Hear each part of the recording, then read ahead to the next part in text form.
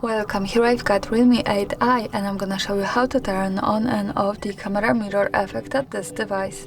So let's start by tapping on camera button to open it, and for now we are on standard photo mode. From here let's go to right corner button. When we pick it we get access to more options about the camera we can manage. Now we have to focus on the last position and tap to right to open camera settings. Here we have to tap to advanced settings now. And at the first place we have flip selfie option, so by using the button from the right we can easily turn on and turn off our camera mirror effect as we need.